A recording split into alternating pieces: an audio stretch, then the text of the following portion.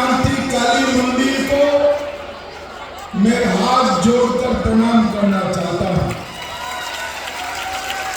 भुवन पहाड़ पर स्थित भुवनेश्वर शिव मंदिर और सिद्धेश्वर मंदिर को भी प्रणाम कर मेरी बात की शुरुआत करना चाहता हूं। 1961 के बंगाली भाषा आंदोलन के 11 शहीदों को मैं मनपूर्वक श्रद्धांजलि देना चाहता हूं और बारात रैली के महान सपूत उल्लासकर दत्ता, अरुण कुमार चंदा, शंभुगन भोंगलोस और वीना वीराना इंदु प्रभा देवी को भी मैं प्रणाम करता हूं। हमारे भारतीय जनता पार्टी के नेता और पद्मश्री से जिनको सम्मानित किया वो कविंद्र पुरकाश जी को भी मैं प्रणाम करना चाहता हूं।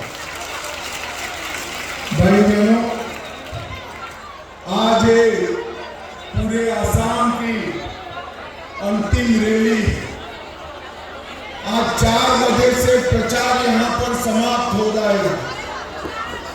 9 तारीख को आप सभी को वोटिंग कर आने वाले 5 साल के लिए सरकार तय करनी। मुझे बताओ भाई, आप सभी लोग कमल के निशान पर बटन दबाकर भाजपा की सरकार बनाएंगे क्या? अरे जोर से बोलो, बनाएंगे। देखो भाई, कमल की सरकार बनानी है, मगर हमारे 5 प्रत्याशियों को विधायक बनाने के लिए नहीं बनानी है। हेमंत बिश्व शर्मा को मुख्यमंत्री बनाने के लिए नहीं बनानी है। कमल के निशान पर बटन दबाना है, आसाम को घुसपैठियों से मुक्त करने के लिए बटन दबाना। कमल के निशान पर बटन दबाना है। हमारे सिलचर में आसाम का दूसरा सेक्रेटेरिएट बनाने के लिए बटन दबाना। सिलचर गुवाहाटी दूर पड़ता है या नहीं पड़ता है? अरे जोर से बोलो, दूर पड़ता है या नहीं पड़ता है? तो फिर से कमल फूल की सरकार बना दो। हम गुवाहाटी के सेक्रेटेरिएट को सिलचर में लाकर आपके घर पर लाने का काम करेंगे।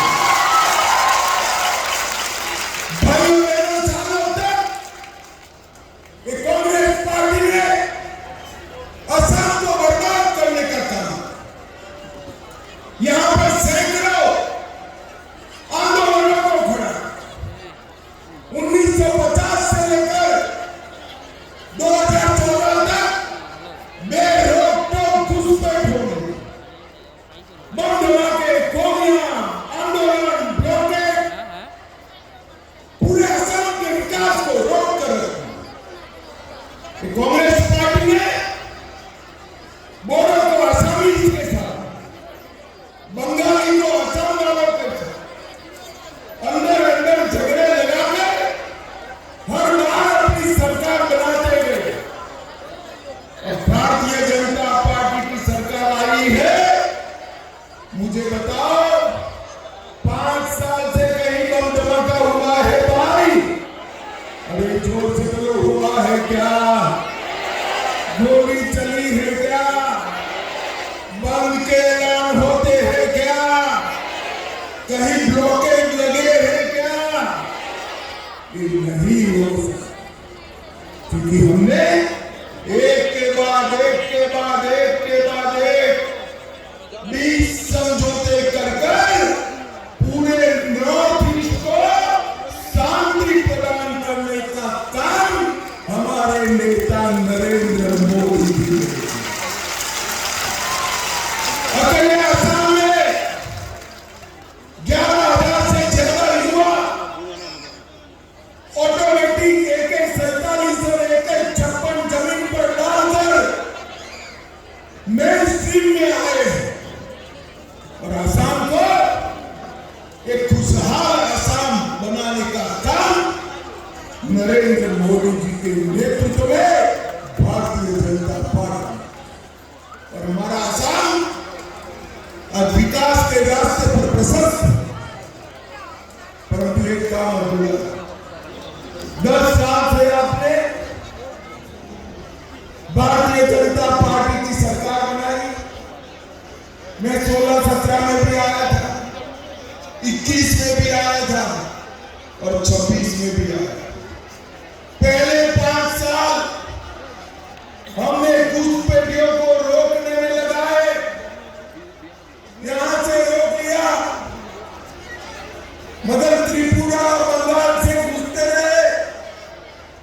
त्रिपुरा में भी भाजपा सरकार बनी, हमने उनको वहां पर भी रोक लिया।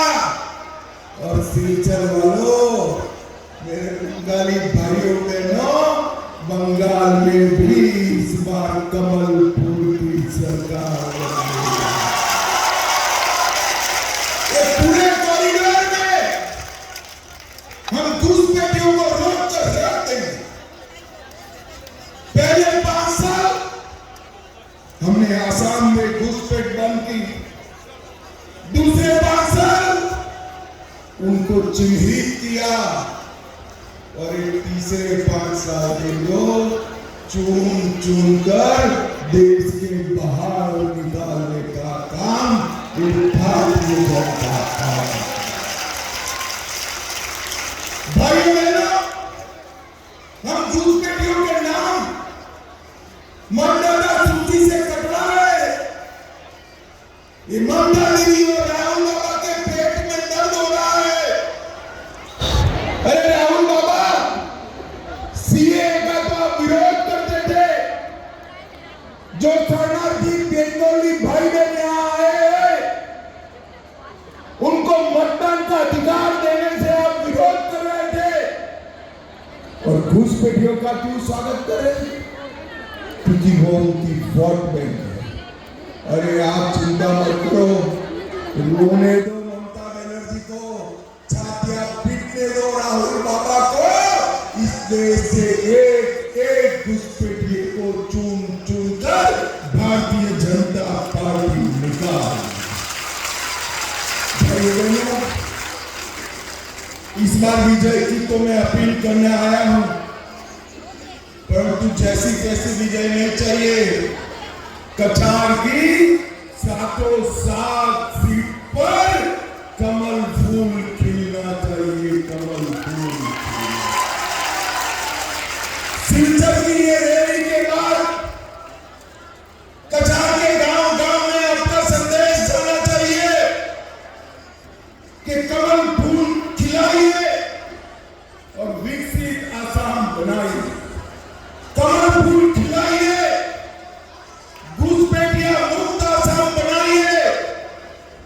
कमल फूल खिलाइए और बराक वैली को बाढ़ मुक्त बनाने का काम करिए। ये संदेश यहाँ से 7 सीटों पर था। मैं सिलचर का कार्यक्रम घोषित हुआ, परसों एक युवा का फोन आया मेरी ऑफिस में कि अमित जी को कहना कि सिलचर को ट्रैफिक जाम करने का रोड मैप लेकर आए। अब युवाओं की बातें माननी चाहिए या नहीं माननी चाहिए? सिलचर में ट्रैफिक जाम है या नहीं है? अरे जोर से बोलो, है या नहीं है? हमारी सरकार ने 565 करोड़ से कैपिटल पॉइंट से लेकर रंगीर खड़ी तक एलिवेटेड कॉरिडोर का निर्माण करने का निर्णय किया, जिससे सिलचर की ट्रैफिक की समस्या का समाधान हो। यातायात को, ट्रैफिक को सुगम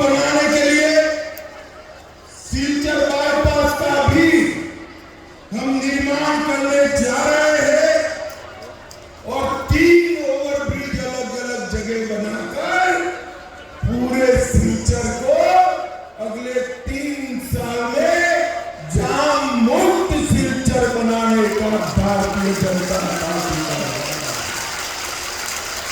मैं अगली बार जब राजनीति के प्रचार में आऊंगा तब यही ब्रिज पर से रोड शो कर इस मैदान में आऊंगा। भाई बहनों, अभी अभी बराकपुर के नाथमपुर गांव में वाइब्रेंट विलेज प्रोग्राम 2 का शुरुआत 7,000 करोड़ रुपया खर्च कर वाइब्रेंट विलेज प्रोग्राम 2 उसकी शुरुआत की है और एक राष्ट्रीय सुरक्षा की दृष्टि से बहुत महत्वपूर्ण कार्य है। जैसे ही घुसपैठिए बढ़े वहां पलायन करेंगे, हमें पलायन को रोकेंगे, घुसपैठियों को निकालेंगे और जनसंख्या क्राइसिस को समाप्त करने के लिए एक वाइब्रेंट विलेज प्रोग्राम हमारे नेता नरेंद्र मोदी जी ने एक नरेंद्र मोदी जी है जो पलायन रोकना चाहते हैं और दूसरी ओर राहुल बाबा है जो घुसपैठ करना। असम के 7 जिले डुगरी, बरपेटा, दर्रान, मोरीगांव, बोंगाईगांव, नौगांव और घोड़पांडा, इस 7 जिलों में मुस्लिम बहुल जिले बनते। और मैं आज असम की जनता को कहना रहा हूं, एक गोगाई पर विश्वास किया तो फिर से असम में घुसपैठ शुरू हो गया। मुझे बताओ सिलचर वालों, घुसपैठ रोकनी है या नहीं रोकनी है? भाइयों बहनों, 1991 में इस 7 जिलों में हिंदू आबादी 38 लाख थी, अब घटकर 36 लाख हो गई है और मुस्लिम आबादी 39 लाख की वो बढ़कर 64 लाख हो गई। और राहुल गांधी के पेट का पानी नहीं, उनको तो उसमें वोट बैंक दिखाई। राहुल बाबा, अंतिम बार है, घुसपैठियों का बचा खुचा वोट लेना है तो ले लो, अगले चुनाव में वोट देने के लिए हम इसको यही नहीं रखेंगे, निकाल बाहर। भाइयों बहनों, डेमोग्राफिक चेंज जो हो रही है, अननेचुरल जनसांख्यिकी बदलाव के लिए, अकुदरती जनसांख्यिकी बदलाव के लिए मोदी जी ने 15 अगस्त 2025 को high power demographic changes mission इसकी घोषणा की है। कुछ समय में ही गृह मंत्रालय इसका नोटिफिकेशन निकालकर डेमोग्राफिक चेंज का अभ्यास करने वाला है। भाई बहनों, भारतीय जनता पार्टी की सरकार ने चाय बागान के श्रमिकों का हमेशा सम्मान किया है। पहले इनका श्रम एक दिन का 94 रुपया चुकाते थे, अब 258 रुपया चुकाते हैं, मगर ये बराबर नहीं है। अगले 5 साल में क्रमशः 258 को हम 500 रुपये तक ले जाएंगे, 500 रुपये।